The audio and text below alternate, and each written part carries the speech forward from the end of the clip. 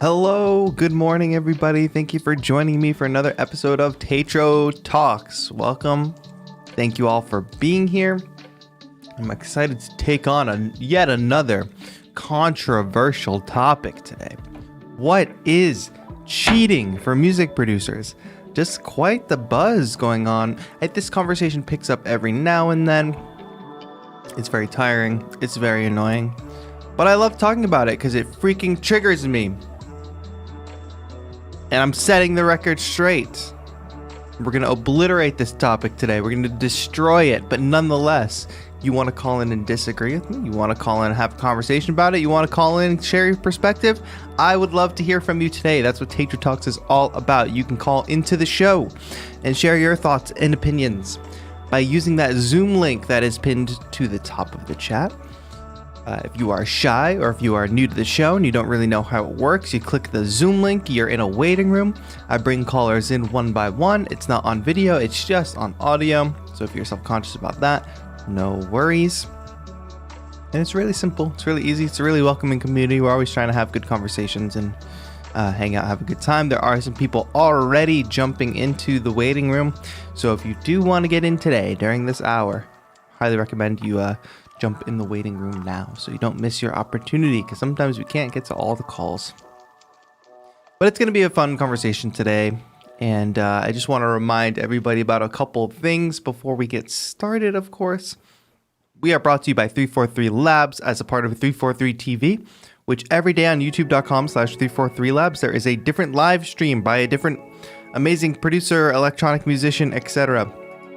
So if you are looking to learn things about music production, some mixing and mastering, some live performance setup stuff, some current genres, head over to youtube.com/343labs. There's some amazing instructors over there. You can learn with them for free on YouTube, or you can take a class with them at 343labs.com. There's like full immersives. There's bundles, pay as you go sort of thing with a firm, that kind of thing. So you don't got to pay all up front. But yeah, if you want really targeted classes, specific thing you want to learn about, sound design, mixing and mastering, Ableton from beginner all the way to advanced, Logic, same thing. It's worth checking out for sure. And of course, the YouTube channel is like a little taste test of that because it's just free time with the instructors. And I cannot forget to mention that we are, of course, in the midst of the biggest month for producers on the internet. It's like Christmas, but for beat producers of all denominations. We're, of course, talking about Beattober. We're in the midst of Beattober. I know lots of you are posting beats every single day. For that, I appreciate you. I see them come up in my feed all day, every day. A lot of you are ahead of me in terms of time zones, so I see your next day's beats like before I go to bed, which is really cool. So keep plugging away. We are almost halfway, not quite halfway. This is when things start to get hard, right? Do I really have to keep doing it throughout the month, etc., etc.? Keep doing it. Keep pushing. Push through this part because it's going to feel better and better. And I want to remind folks that we are, of course, supporting the Music and Youth Initiative, which is a great nonprofit. They create accessible, sustainable, high-quality music programs so every young person can experience the magic of music.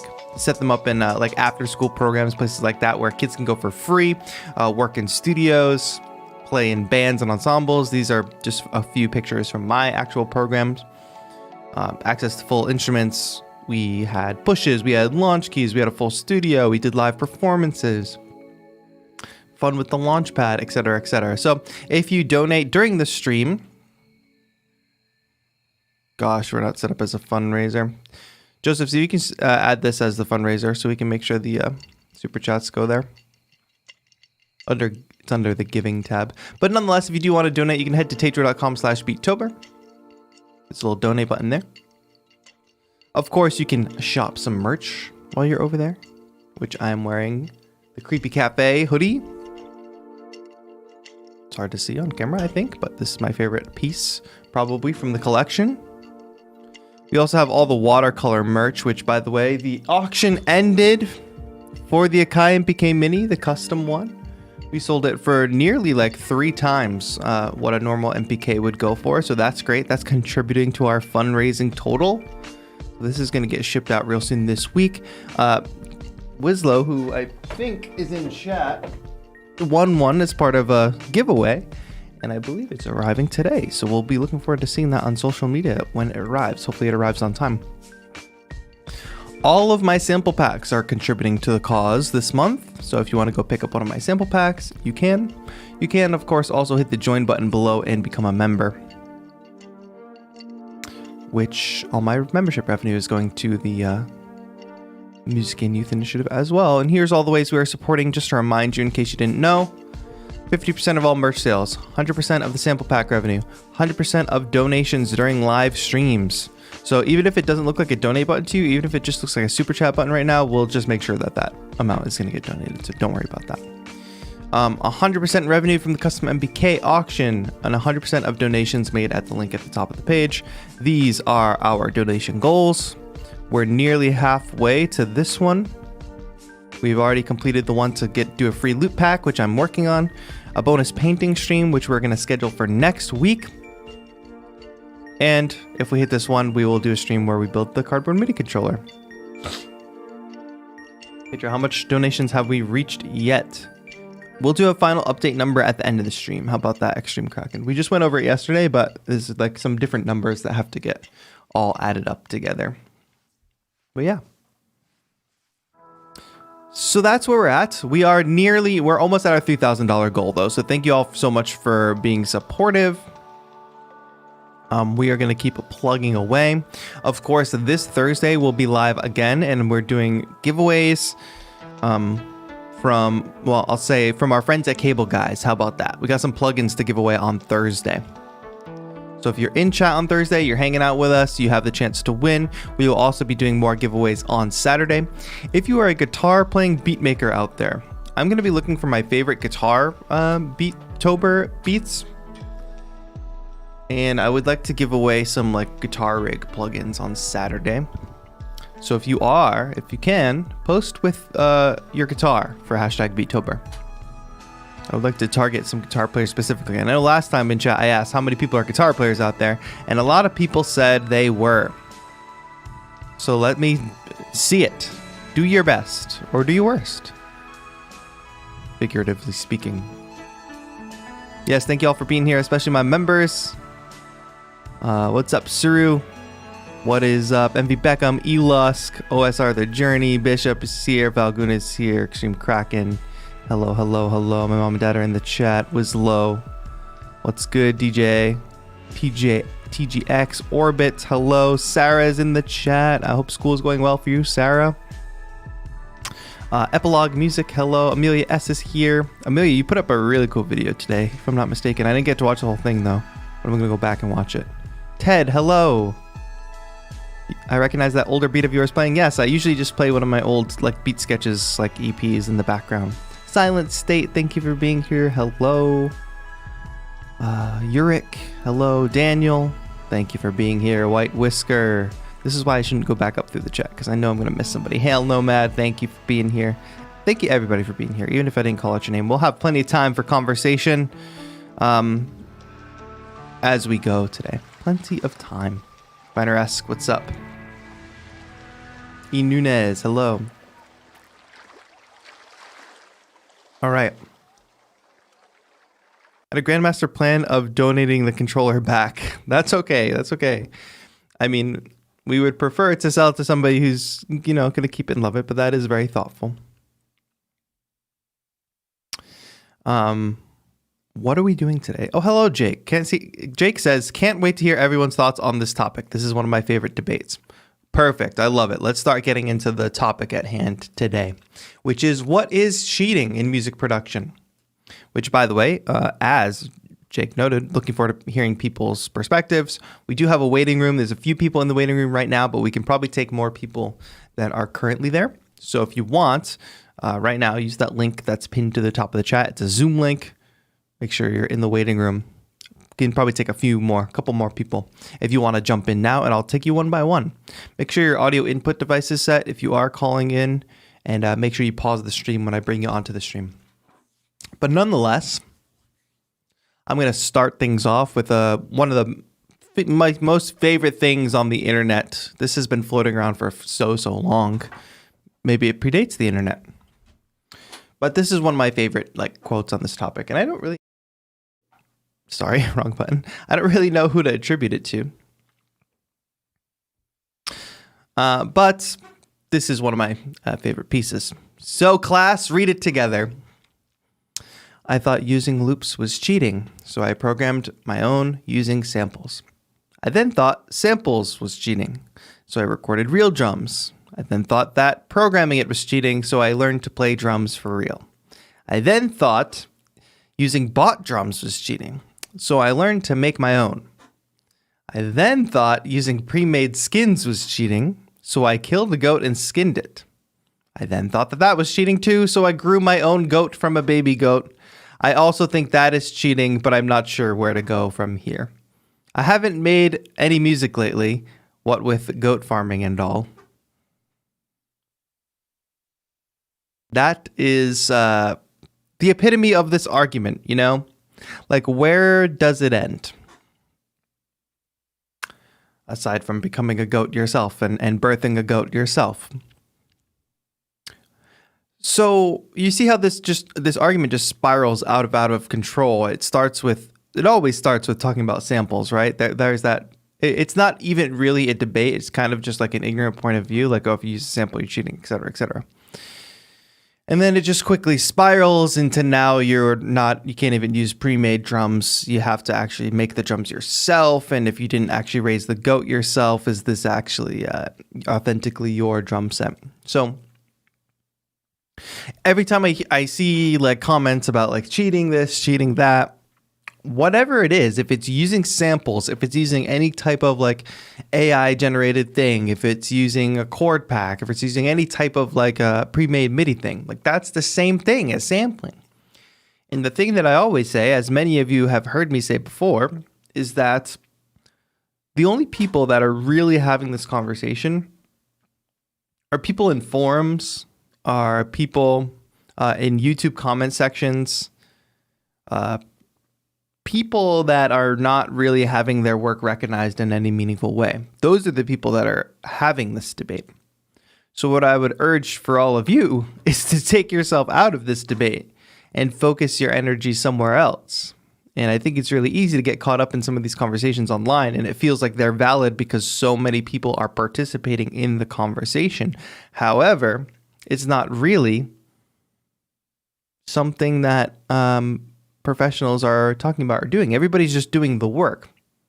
I was talking about this the other day with Joseph, and he was like, I can't imagine a bunch of people sitting around at a table being like, oh, this was made with a sample, or this was made with Drum Monkey, or this was made with whatever. We can't they're about to have a hit song, like who's somebody huge, Justin Bieber's exec team sitting around. They got this banger song they're about to put out, but they're sitting at the table and the producer's like, oh yeah, I used Drum Monkey on this. What are they all going to do? They're all going to be like, oh, whoa, we can't put this out now. That's cheating. We can't do that. No.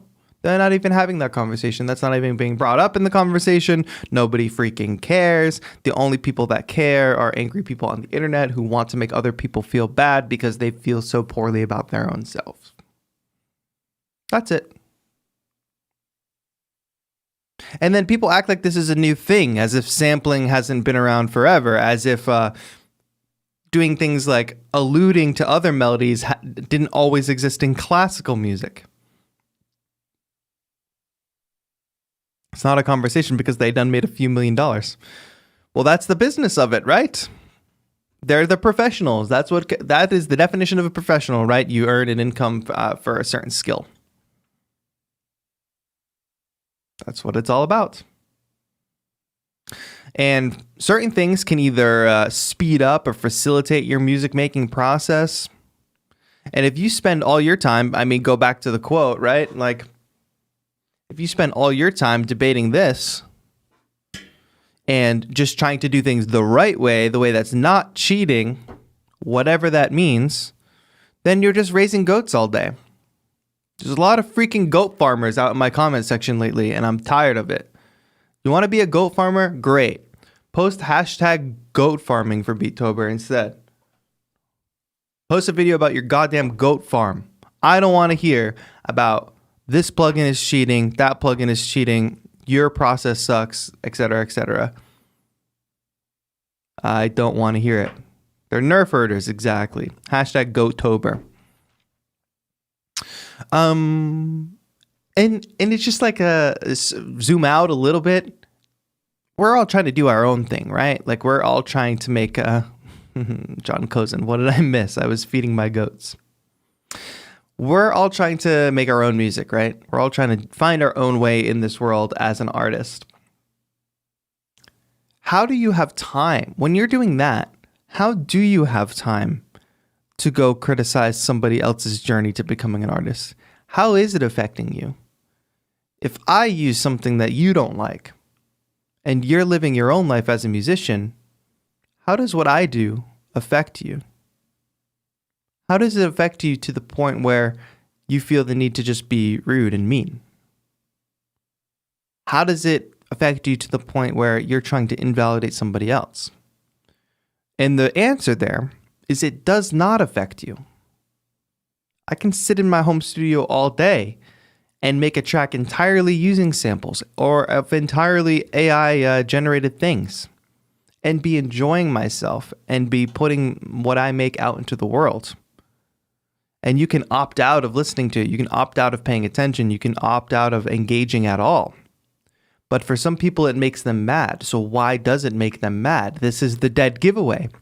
If something doesn't directly affect you, if something has no direct effect on you, but it's making you mad or it's making you angry or it's invoking some type of negative emotion from you, the reason is because you're reflecting on yourself. You're wondering why you didn't do this thing. You're wondering why this person can achieve a level of success that you have not. And when you start thinking about that, it's easy to say, oh, they've only achieved that level of success through a lack of integrity or a lack of, doing things the right way. They only achieved it by cheating. I'm going to do it the pure way, and I'm going to succeed this way. In a pure way, and I'm not going to cheat. But I'm going to be angry the whole time I do that because the only thing that purity does is hold me back. So that's where the anger and the negativity comes from, unfortunately. Lots of goats in the chat. I saw somebody say yum lamb chops. Lambs are apparently different animals. I don't know about that. Somebody said we all have a deep-rooted fear of not being original. Sure. Yes, but I also think amateurs hold on too tight to the idea of being original. I want to start taking some calls. Like I said before, if you want to jump in the waiting room, we probably have time for more calls than are in the waiting room. I'm dropping that link in chat right now, so feel free to jump in if this has sparked something in you talking about this. But nonetheless, I do want to bring in our friend Falguna. Oh, we got a membership milestone chat from Star Stuff. Click join and become part of an amazing TAETRO community and have more awesome convos like this. Also, thanks TAETRO for all you taught me. I appreciate that, Star Stuff. Thank you so much. Thank you for the 7 months of membership. By the way, if you do become a VIP member today, you get the ritual sample pack for free, and all the proceeds from my monthly membership go to the Music and Youth Initiative. Yes, Joseph, add the stream to the donations thing. Yeah, Falguna, let's talk. Let's chat. And then Yurik will be up next.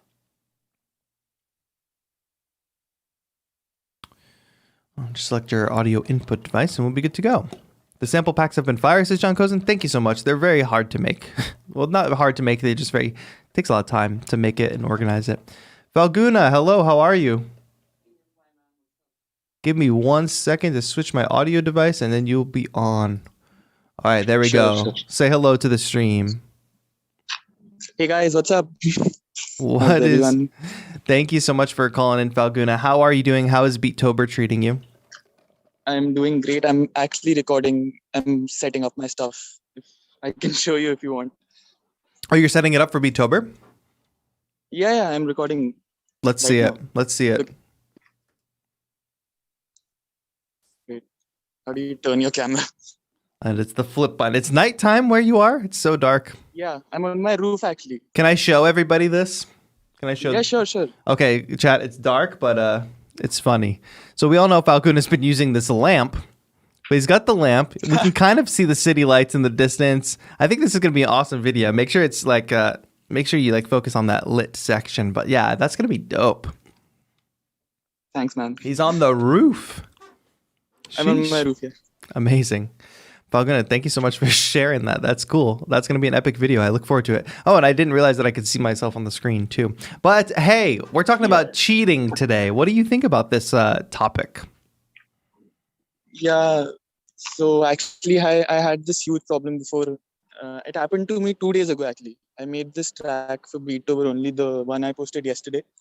And I used a sample and I built a whole track around this. And Yep. I was talking to Bishop and Wislow.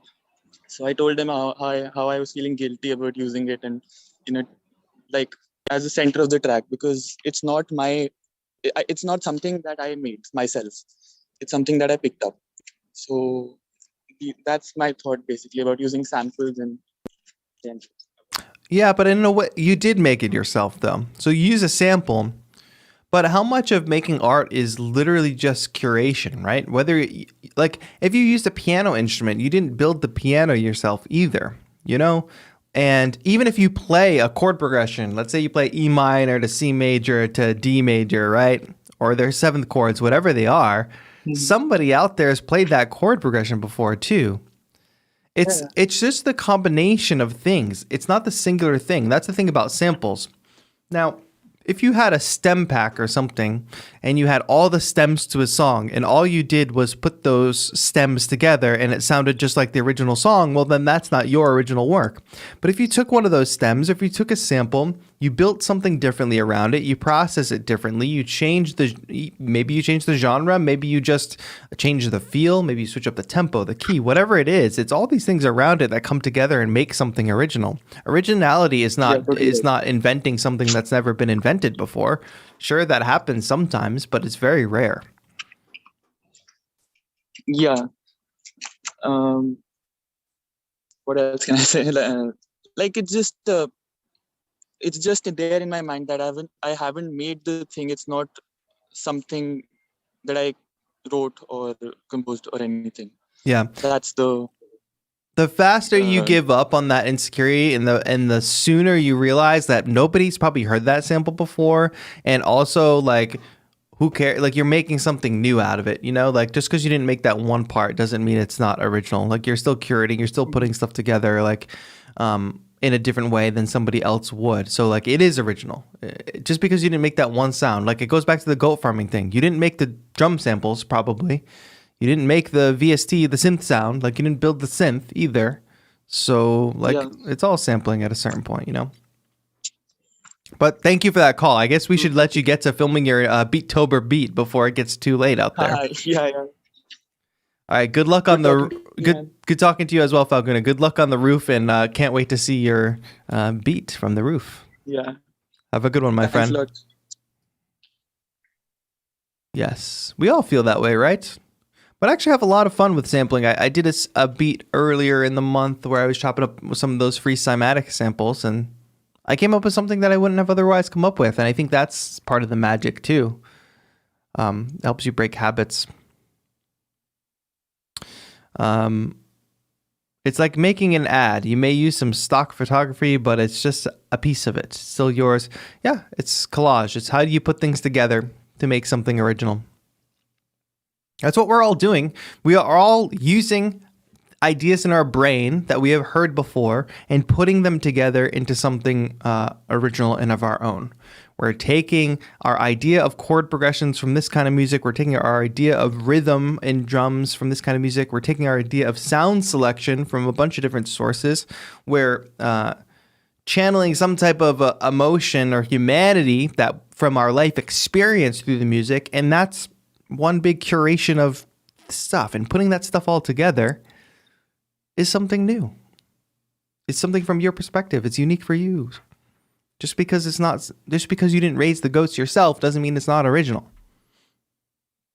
By the way, folks, we did switch this up to our donation stream. So now any super chats that come through, if you click that $ button, will go directly to the Music and Youth Initiative. And hey, what's up, G? Thank you for joining the community and becoming a member. You now have access to our Discord server.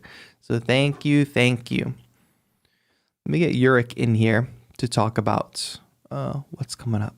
What's going on with this whole cheating thing. Ted said, I'm willing to bet Bob Ross didn't make his paints for his masterpieces. He did not. Even though his estate is selling paints with his name on them. You should go watch that Bob Ross documentary, people. Anyway, Yurik, how are you doing? I'm fine, my friend. How are you? I am doing great. It's good to hear from you again. How is Beattober treating you? Well, it's super fun. It's my first Beattober. Mm-hmm. So I just realized that, I'm a designer, so it's easier to film someone else and make someone else's video than do it for myself. So it's a new experience, and it's helping me in, raising the bar for my own work. Yes. And also helping me creating more beats. Yeah. Because I'm not used to do it every day. Right. And that's the thing. You said it perfectly about raising the bar, because what happens during this month is we raise the bar like so high because the demand is so high to put out so much every day. But as we go forward with the rest of the year and all the months that are not October, now your bar has been raised so high that no, you don't have to go throughout the rest of your life making a beat and a video every single day.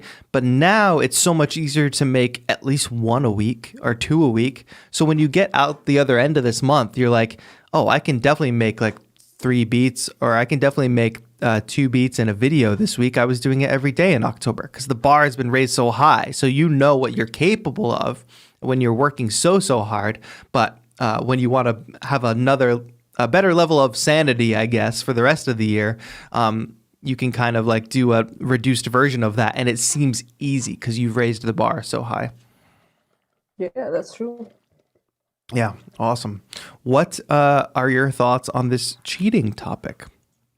Well, I want to make some talking about design, because I see this from my perspective, and also this happened a lot in design. Mm-hmm. I remember many designers saying that using, vectors from here or from wherever, it's cheating. And it's the same thing. It's like, man, why on earth I will take my precious time redoing, because it's like reinventing the wheel. Yep. I find it nonsensical and waste that time that you could spend doing something else in the design. And well, in music, you could spend more time doing other parts of your beat, taking more attention, like you're chopping samples or how to, doing those fancy things with EQing, whatever, flipping, whatever you make. But instead, you are to focus on, oh my gosh, this sample, this is cheating. Why am I not playing the drums myself? I don't have drums. It's like, I don't have drums either. And I don't think my neighbors will be happy if I have drums. Exactly. Yes, totally. You're right. I'm glad to hear that this happens in spaces other than just music. I don't know if you follow the NFT like space at all or anything, but one of the biggest art, or if you're familiar with Beeple at all, the artist Beeple, who creates like a lot of really amazing digital art.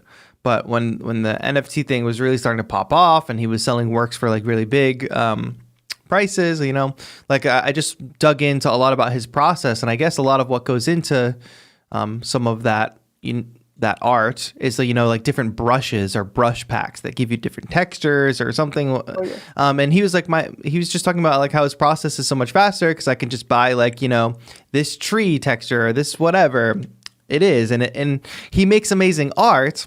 And I just saw like a similar debate happening over there in that kind of space of like, oh, he uses brushes, he uses this, he uses that. But at the end of the day, people's taking home multi-million-dollar checks. So what the hell does he care if what you think about like him using brushes or textures or whatever? Like he's putting together something new, like, and you wouldn't have known it unless he said it. That's the same thing with samples. It's like if Alguna didn't tell me that he used like a chopped up sample, like I wouldn't have known it, and I don't even care now that I know it. It's that kind of thing. I totally agree on this, because well, I have worked for huge companies. I don't want to blow my curriculum here because well, it's not the point. But really, the end result, the client don't care if I download the texture or the video that I use, for example, for texturing my own creation, because I filmed something, then I found a cool, like light thing, then I could add some texture to my video. Yep. Or the brush, and then I'm like, oh, this brush will work perfectly for this illustration.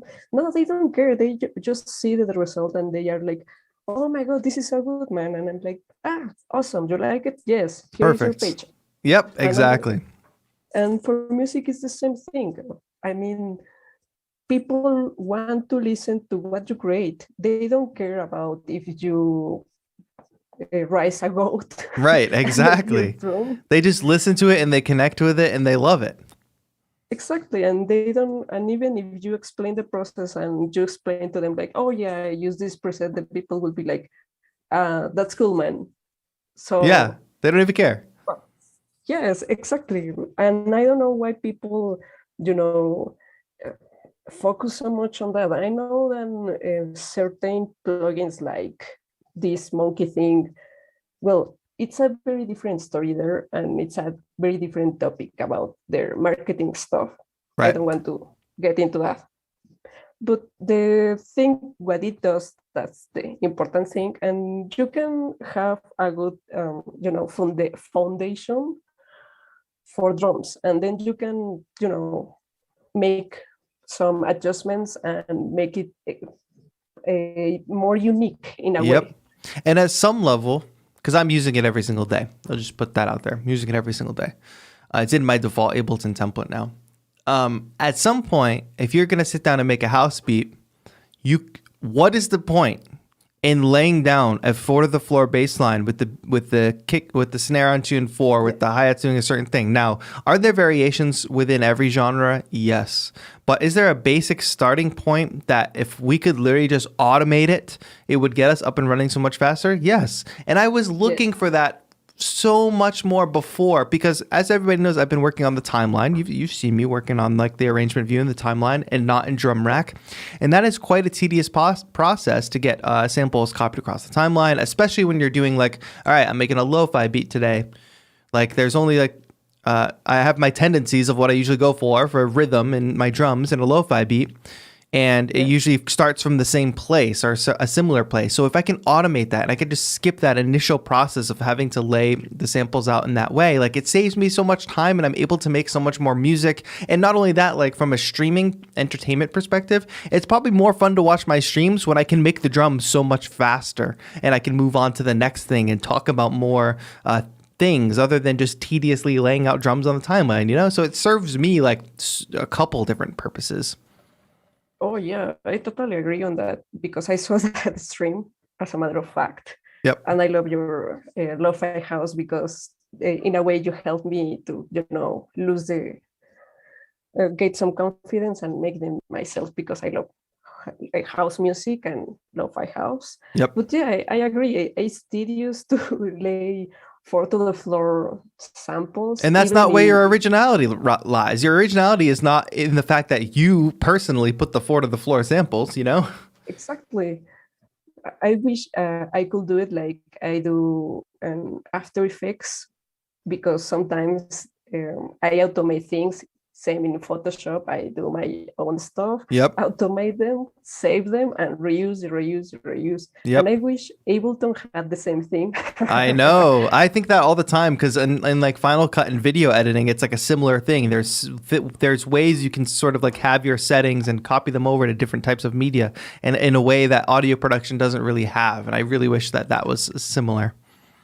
Yeah, me too, because I come from the same. I do for a living videos and animations, and yeah, sometimes I like, oh, wish I would will automate this stuff or Yep. import like some kind of thing, then speed up process and that kind of stuff. And that's not killing originality because some things are tedious. Yes. I really hate some parts of design because they are tedious, and I'm always looking a way to make it faster because why on earth I will spend 3 hours on that when I can spend the same 3 hours on other parts of design And making it way more original and making it way more your own. Yeah, exactly. And I hate to put samples four to the floor in house music. I'm like, oh Jesus, I need to automate this. This is not cool at all. Yep. You're totally right, my friend. I'm glad to hear that perspective from a different, like you're in both worlds. You're in that visual media world as well as the music world. So it's interesting to hear that it carries through both of those. So thank you for sharing that perspective. Yeah, well, I wanted to really share it because I see it everywhere and even in my own medium. And I'm like, come on, people, chill. Yeah, chill. Use the vector of that little thing you need and use your time in the other things you need to take time. You will have a better product. The clients will be really happy with the result, and really they won't even have the idea then, oh yeah, I saw this in FreePic. No, exactly. They don't even know and care. Same with your sounds. They won't know that you use Monkey or whatever thing you use. They will have no idea. Yeah, no, and nobody cares. Really, the process, the thing in the process, or I don't know if you will agree with this, but the process is the way to deliver a quality product. Nobody cares about how you did it. Right. The client really cares about the result. And if the result is good, then they're not worried about the process. They don't care how you got there. Yeah. Nothing else matters. Exactly. Of course, there are like perspectives of like ethical sourcing, but that's not what we're talking about here. Like we're all just people. We're all just like these solo creatives out here in our own space, like using our own labor to create something new. Like we're not exploiting anybody. Like there's no ethical ethical breaches or anything like that. Like it's just us and a computer most of the time, right? So like there's none of that is in question. So in that case, like process literally doesn't matter, especially on the end of that. And you know what's a really important point that you're bringing up, because you're talking about it from a perspective of work. And that's what I'm also trying to drive home too, because people that are having this conversation are either people not working professionals, or maybe they're just purists in the field. But I also talk about it from a working professional. At the end of the day, the listener of the final product, or if I'm working with a brand for certain music or something like that, they just care about the music at the end of the day. They don't care about the process. So yes, my channel is about like the process, and people can be enthusiastic about learning the process. But at the end of the day, I'm not making the end product for them. I might be showing the process for them, but I'm making the end product for people that will appreciate the piece, the thing for itself, and it's work. So like I think most of the people on the internet that complain about this are not actually working. They are just like mad. I don't know. No, I agree with this because when I was starting, I was settled with this kind of thoughts by teachers, by other professionals, right, so to speak, and other people. And as I landed my first job, and it was a really hard boss to be with, I learned that any of those things that everyone called cheat wasn't cheating, and it speeded up my work. Now I'm the fastest editor right. on the Wild West, to be honest. And you are a professional musician, and you understand this because you have delivered real products to real clients. Right. And that's a very important thing. Why? Because you have to meet deadlines, and that has nothing to do with integrity or that kind of stuff, because it's not taking shortcuts. That's another important thing too. It's just how the world works. Exactly. It's not like they give you months to make a beat for an ad. No, you have, I don't know, I'm just talking, but 2 weeks, for example. Right. And you have 2 weeks to deliver a high-end product for an ad. And that company will pay you if you deliver. You won't see a dime if you don't deliver. And exactly. Come on, people. And tie it back to Beatober, right? Like, why are we doing this whole challenge? I want people to be able to execute their creative vision faster because there are so many benefits to it. A, we're only on this earth for a limited amount of time. So we're already limited in how much we can put out in the time that we're alive and we're able to make creative work.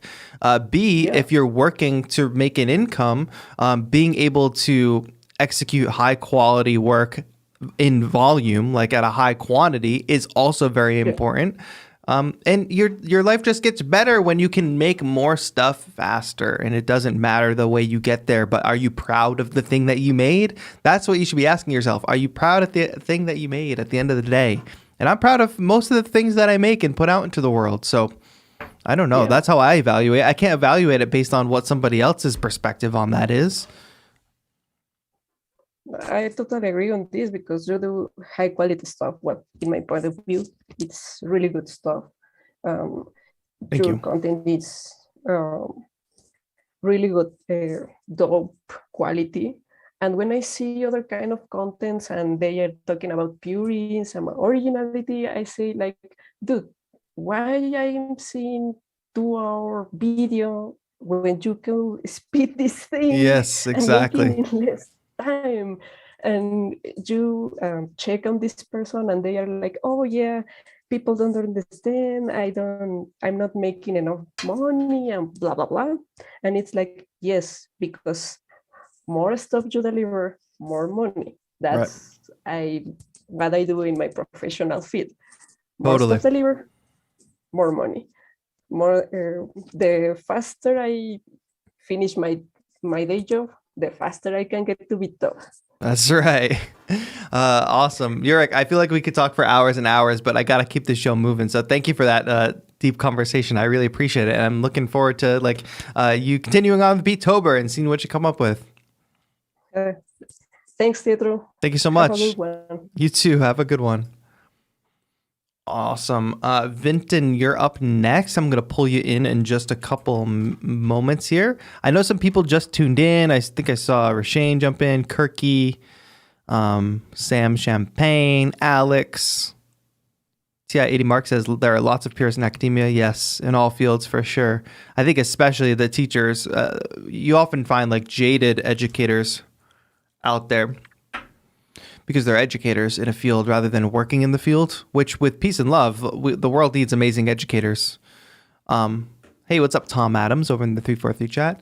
But unfortunately, what happens is some people that don't choose to be educators, that are forced into being educators, end up having that jaded perspective, and you can often tell them a mile away. Those that can't do teach. Yeah, I don't love that saying though, because there are a lot of people. The world, like I said before, the world needs good teachers. I mean, this is why I love doing what I do, because I think, based on the feedback that I get from people, that I am pretty good at teaching people and explaining things. And the perspective I come at that from is having had things explained in such a bad way in the past, and having such poor teachers, whether through like regular public education and then through like specific music education. I've had some very good teachers, and I've had some very, very, very bad teachers that made things only harder. So I come at it from the perspective of trying to make it accessible for everybody. And that's why I don't like that phrase, because I think there are some people that can do and can teach. And then there are some people that can just do either or. And I think it's equally valid if you're a teacher. Michael Jordan, best basketball player of all time, he still played on a team with a coach. You know what I mean? He still trained with people. There's people behind the people whose names that we know, I know a lot of people who do both, like TAETRO. Thank you, Rashane. Appreciate that. And the other thing is too, however we define success. I did a video on this not too long ago. However we define success, you can define it for yourself. But oftentimes the way it gets defined in the public eye is like, do you have a Billboard Hot 100 song? Did you get a placement with this big artist? Did you, are you famous? Do you have paparazzi following you? Are you rich? Like that kind of thing. And some of those things are so arbitrary. In that it's just like people that are doing good work but are getting selected in the right place, the right time to meet that opportunity, right? And there's only so many of those chances in the world, and there's way more people making stuff, right? So if I can set my own criteria for success and what I feel is happy, that's based on just what I make and my output. If any of those big things come along, I'll be happy to accept them. I'll be happy to achieve that success. But I'm also happy with the success that I'm achieving every day, being here with you all on chat, doing things like raising money for the Music and Youth Initiative, doing a big community event like Beattober, making my own music and putting it out to my audience and not worrying about if a record label is going to sign it or if it's going to make a Billboard Hot 100 or if it's going to get a placement. Like, I'm making the stuff that I like to make. And if somebody else ends up liking that and says, let me get on that, when Kanye calls and says, yo, I like that, let me get on that, that'll be great. That's like icing on the cake, though. That's not like what I'm working towards necessarily. I know the call link got knocked from the top. I'm going to bring Vint in here in a moment, but I wanted to go back because my mom actually was in the chat and brought up a good point. So my mom said, it's like the TAETRO doll I made. The basic pattern was from a crochet book on doll making, but I put my own touches to make him uniquely him. My mom made this to kick off Beattober. It's a fire TAETRO crochet doll, but yeah, that's the same thing. It comes out of a doll book. Like, you figure out how to make a doll, but not the doll doesn't look like this. Started from a basic pattern. Does that mean it was cheating making this? No. It looks like me. It's got the red watch, the ring, the chains, like the eyebrows, the hair.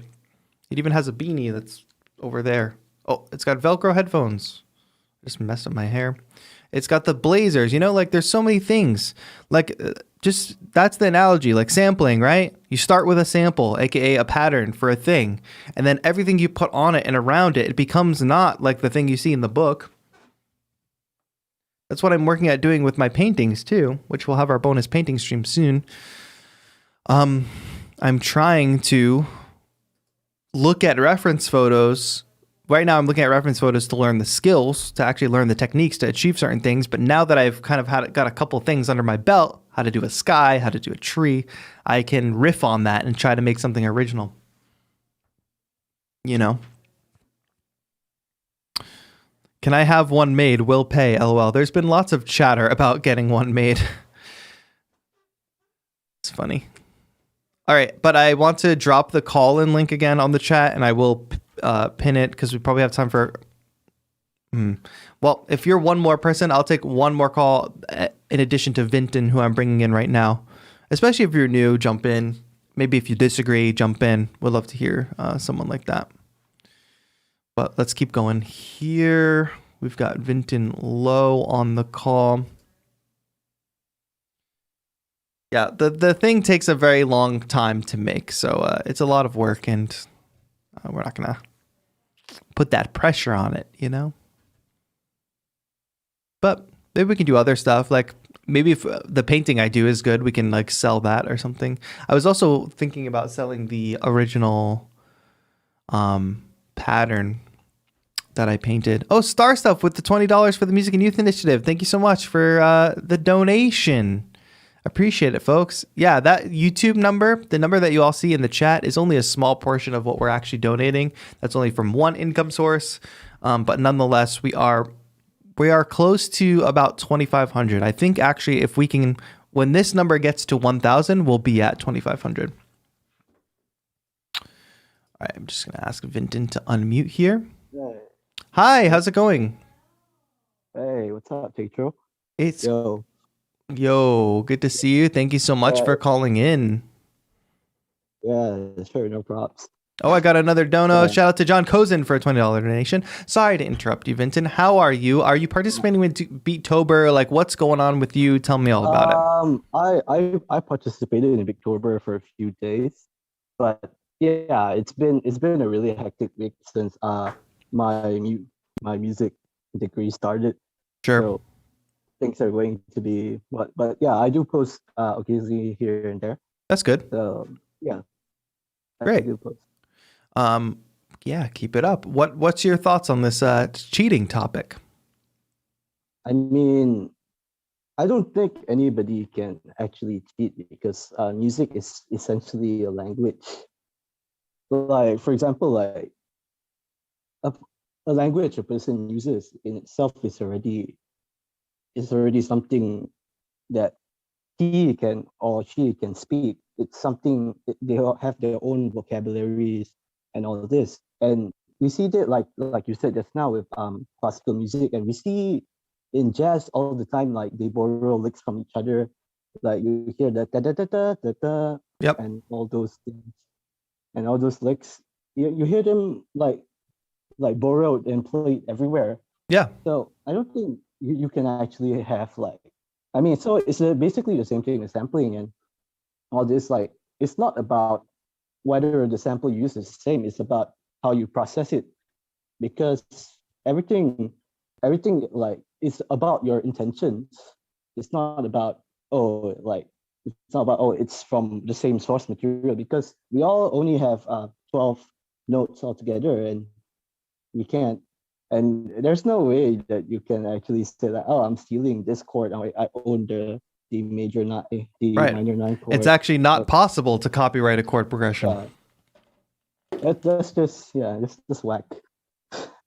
Your And point about language is one that I make all the time. That's a good point.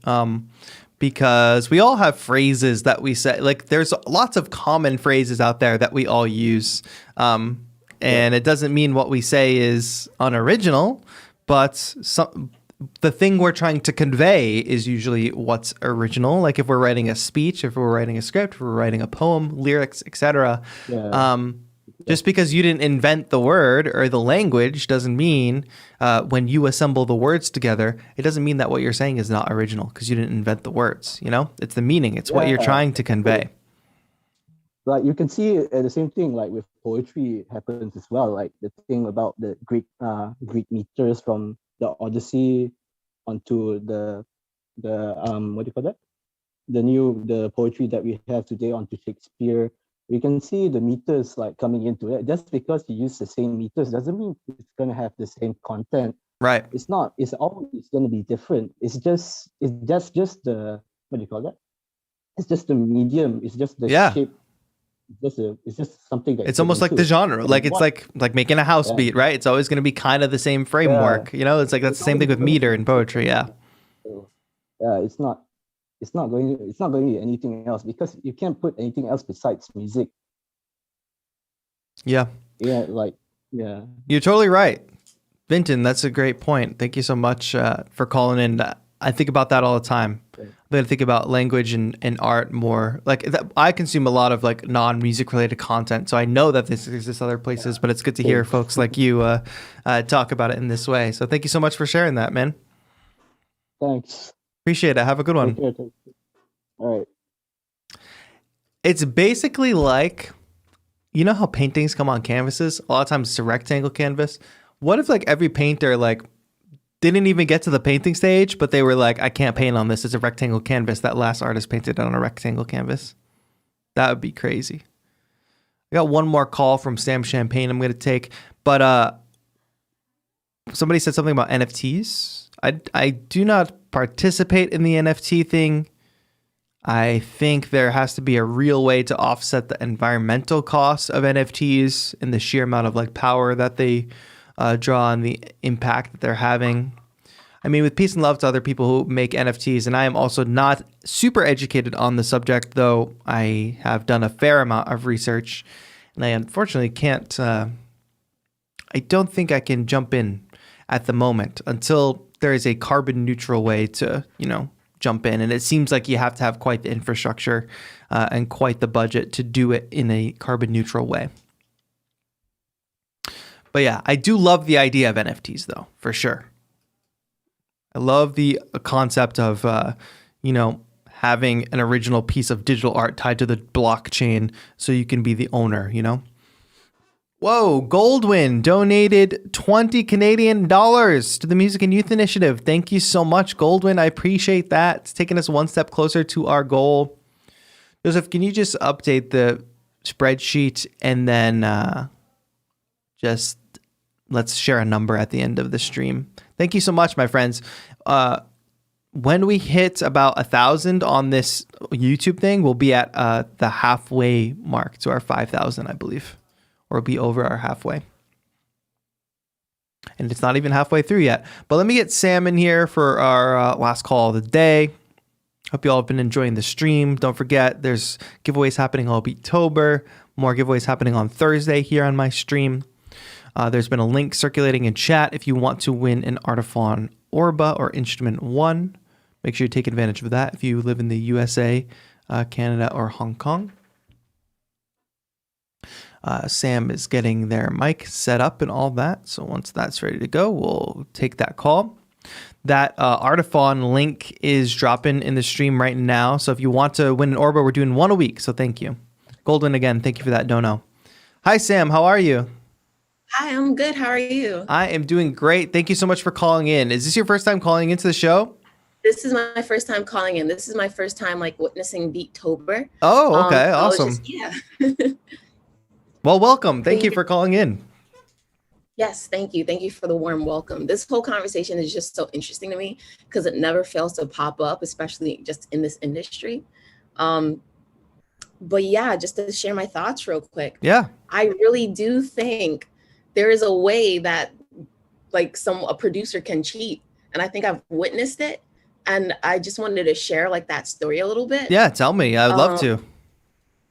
Yeah, definitely. So I'm not sure if you remember this song, but the song goes, I don't think you want to go off the deep end. I don't think you want to give me a read. It was all over TikTok. It sounds familiar. Yes. Yes. So the artist, I actually personally met the artist. I was in a vocal class with the artist before Awesome. She blew up all over TikTok and everything. But one of the things she did, the reason that beat came to life was because it was in a sample pack that she released on Splice. Mm-hmm. And everybody uses Splice. It's just amazing to use. But one of the things that really stood out about the beat is that the beat was pretty much only her voice. It was only her voice, a kick, a snare, I think some hi-hats. No, not even, probably just a clap. That's it. Her voice, a kick, a snare. That's it. So what makes it cheating? Here's what makes it cheating. Mm-hmm. So the fact that because it's off of Splice, it's off of a royalty-free site, so it shouldn't be cheating, right? But they took her voice and they just made a bare bones beat with her voice. And what ended up happening is everyone who listened to the song Mm-hmm. was like, yeah, the rapper's cool, but everybody was singing her hook. Every single person was singing her hook. And so the thing is, I think it's cheating when the producer who created that beat can't replicate that again without having to use her. Interesting. I don't know what you mean. I don't know if I agree. So you're saying because they can't replicate it because they don't have her in the vocal booth? In order to replicate it, she would have to come again and do it again for them. It's not really produced. It's just using her voice. So at the end of the day, she's the one who got record deals and she's going on tours and everything. But to create that same success the rapper had, it's very hard. They never really had that same success without her. Right. But why does that make it cheating? I don't understand how it's cheating. It just means that she put a hook on the song and then it became a hit. Would the song have been a hit without the hook? Yeah. No, it wouldn't have been a hit without the hook. So is the what hook happened. added the thing that made it a hit, right? The hook was it. The hook was the song. That's it. Yeah, but Her how many voice songs wasn't- are that? How many songs, like, if they didn't have the hook that they had, wouldn't have been the hit, you know? So why is that cheating? Because they have a good hook. I mean, part of it was also because she wasn't identified on the song, and when they were looking for who it was singing in the background, they couldn't find her. Who cares? No one could find where she was. Everyone cared because they were looking for the original. Oh, where's the original song? I like the rapper, but where's the original song? So they started on a manhunt for her, and she couldn't really claim anything because they weren't giving her credit. Her name wasn't on the video, and eventually she fought for her right, and her name and everything came up, and now she's actually getting her roses. So it's like one key thing about, like, I'm just really trying to play devil's advocate because I really like this conversation. I want to see if I can see it from another perspective. And I get it. I want to recap for the people in the chat and make sure I have it right. So this vocalist, she had like a free splice pack, and she had like acapellas on it, and they took that acapella, they put it on a song, and the song became a big hit. Yes. Right. Got it. Okay. Yes. And she didn't get any credit. Her name wasn't on it.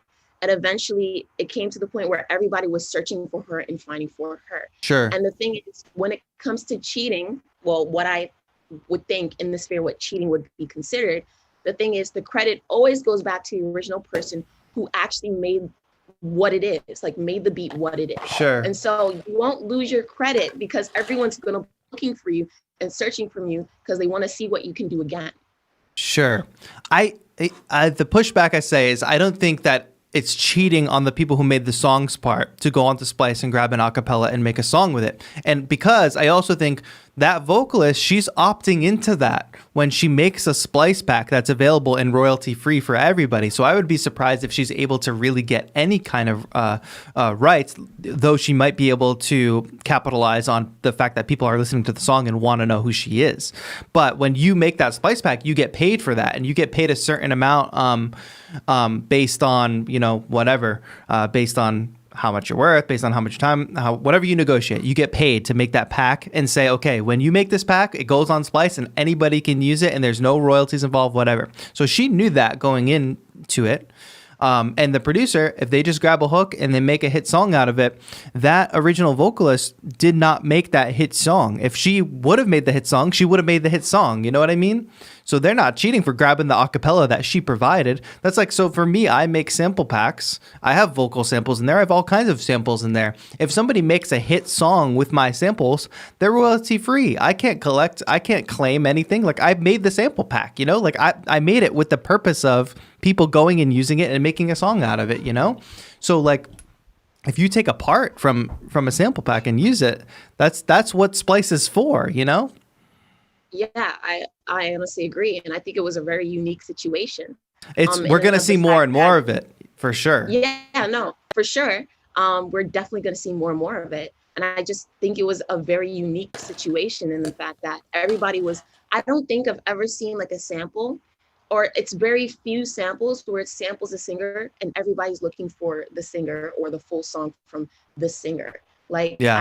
I that's where it really like becomes like, wow. So yeah, well, I'm glad you called in and brought it up because I think it's a kind of a separate conversation from what we're talking about now, but it is an interesting one because we're seeing more and more of this. Because what's probably happening is that person that that made this sample pack, she probably did it because she loves making samples, and also to get a paycheck, and didn't expect that it would get made into this huge song that would blow up on TikTok. If she had that expectation, she would have either asked for a lot more money or she would have, gotten some type of rights involved. But what's happening now for musicians is many of us are taking any opportunity that comes our way.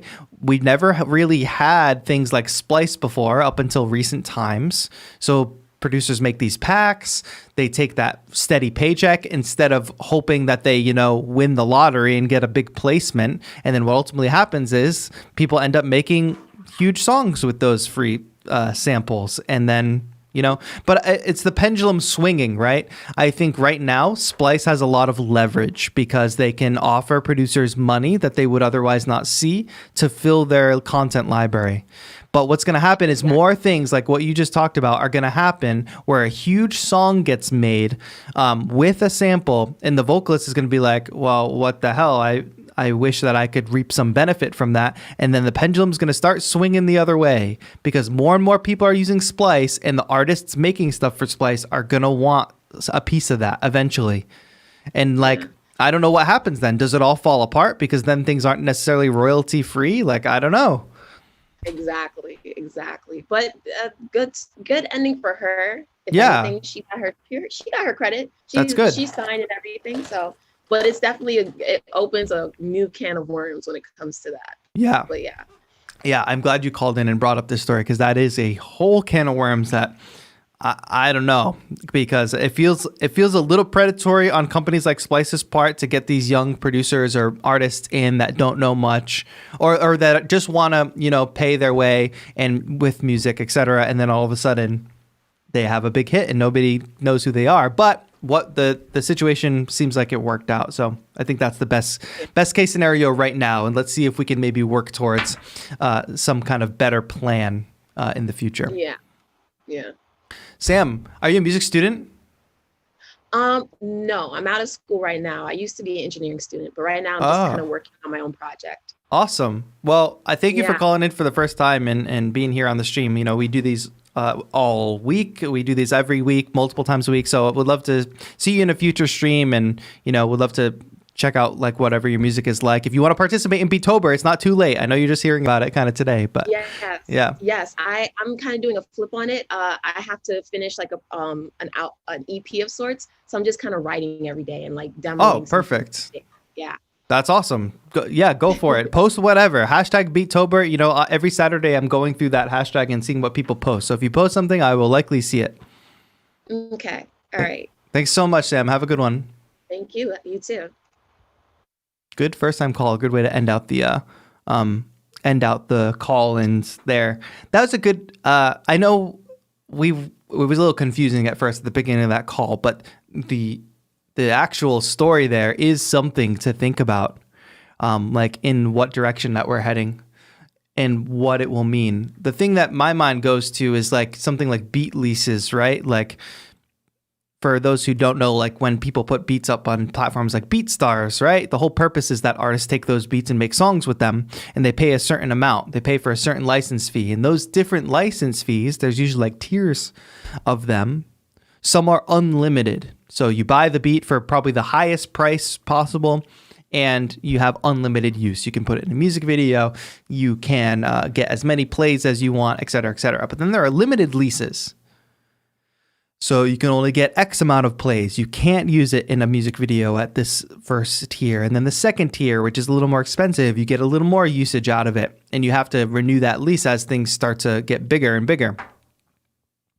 And I wonder if that's the direction that the sample libraries are going to have to go. Because I do think more things are going to happen, like Sam, the caller, just brought up, where a hook gets used and a TikTok becomes huge. And it literally just came from a Splice pack. And, you know, artists know going in making those packs that they're royalty free. But wouldn't it be nice if the artist could get a cut? You know, like, wouldn't it be nice if like maybe certain types of sample packs or something had, it'll make it more complicated, you know.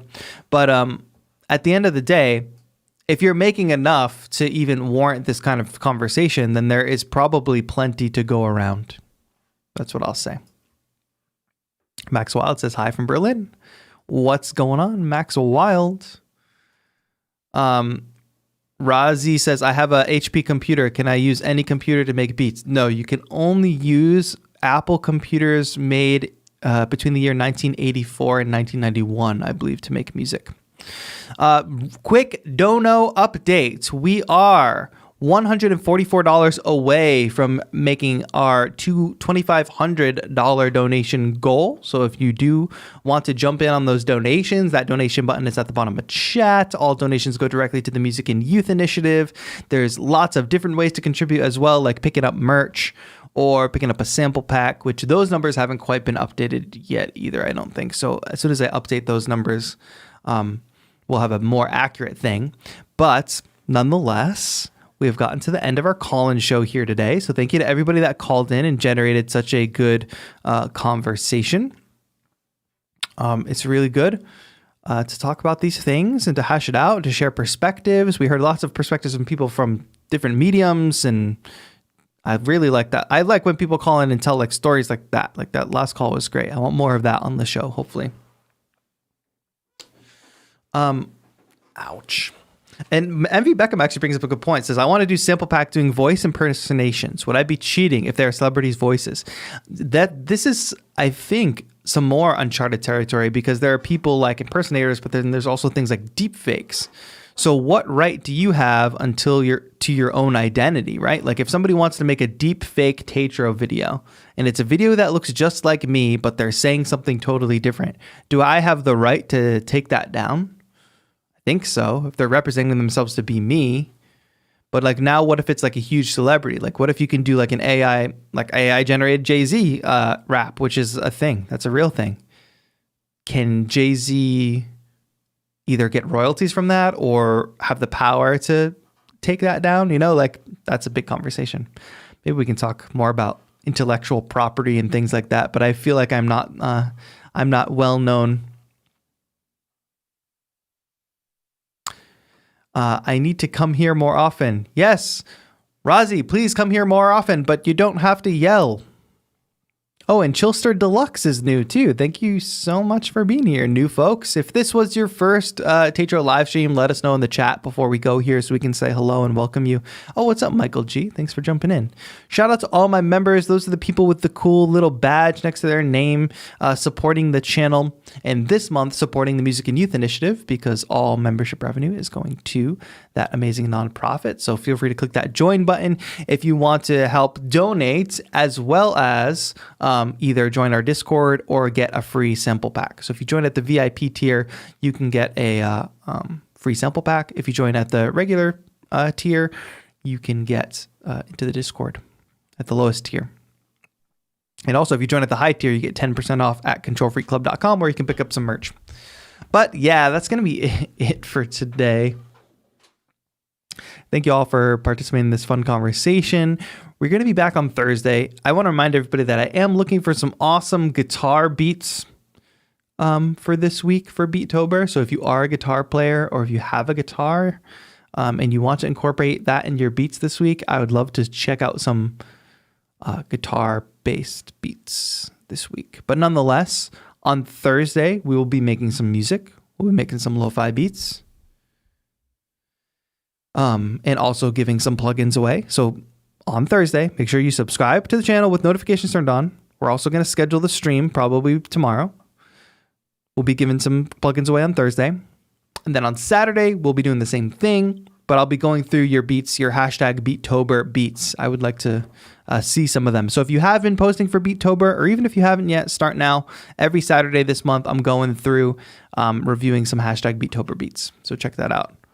Holy smokes. What is happening? What is happening? This is insane, my friends. Our very own Star Stuff just took us to the 1K mark. 1K. Hey, we must celebrate. Wow. Who can believe it? We are now at 2,500. That is our that is a big hit today. We're probably actually a little bit over 2,500 if I add some of the new sample pack sales that came in. But holy smokes, Star Stuff, thank you for putting us over the edge for that. Is that your second dono of the day too? I appreciate that. Wow. On the way out, nonetheless. Thank you so much, Star Stuff. That's amazing. Just want to remind everybody, because I know it's a little confusing, but that number that you see at the top of the YouTube chat is only a small portion of the donation total. That's why we're saying like we're at 2,500, because these are, again, all the sources for donation that we have. This is where all the money is coming from. And these are our goals. Now, I am working on this. I promise this will be done by the end of Beattober. Our bonus painting stream will be next week. And as you can see, we are now halfway to the $3,000 mark, which gets us to building a cardboard MIDI controller on stream. And don't forget, I'll be revealing my old embarrassing music as well as Joseph's old music if we hit that $4,000 mark. And if we hit all the way to the $5,000 mark, we will do our 24-hour live stream on the last day of Beattober. That will be a lot of fun if we can do that. I think we can hit it. I'm almost certain that we can hit the $5,000 mark. I have some other tricks up my sleeve that my fingers are crossed. It would be amazing to do if we hit that $5,000 mark, but they are out of my control. And if they are possible, I'll make them happen. Bishop91 says, I want to see the 24-hour live stream so bad. Well, if you all, Michael G says, can't wait to see how cranky TAETRO gets on stream. Exactly. If you all do want to help accelerate this fundraising process, share to your communities. If you have people in your life that you think want to contribute to a good cause, share them the link to taetro.com/Beattober, because there's a donate button on there. They don't have to be somebody they don't have to watch the stream or whatever. If they're just somebody that you know in your life and you're like, hey, there's this good cause, donate button, taetro.com/Beattober. So that will be fun. I want to remind everybody one last time before we go, 343labs.com, a really amazing electronic music school. That's who we're brought to you by today. Of course, if you do want to learn more about 343 Labs, I highly recommend you subscribe to their YouTube channel, youtube.com/343labs. Tune into a live stream tomorrow with Justin Beck, who's doing amazing production stuff, checking out different plugins, etc. And then I'll be back here live on Thursday, giving away some cool plugins myself. So yeah, looking forward to it. MV Beckham says, I'm going to see if I can get Pharrell to donate since he's here locally in VA Beach, Virginia Beach. Yes, go check that out. Go work that donation for me. All right, awesome, everybody. Thank you so much. This was a great stream. I'm so glad we could hit that 1K mark on the YouTube donations, and that brings us to a $2,500 donation total so far. Thank you all so much for being an amazing community. We're working our way towards 5K. Peace and love, everybody. I'll see you all on the next stream. YouTube.com/343labs. Go subscribe over there, and I'll see you here on this channel on Thursday. Subscribe, notifications turned on so you don't miss it. Thank you, everybody. Have a good one.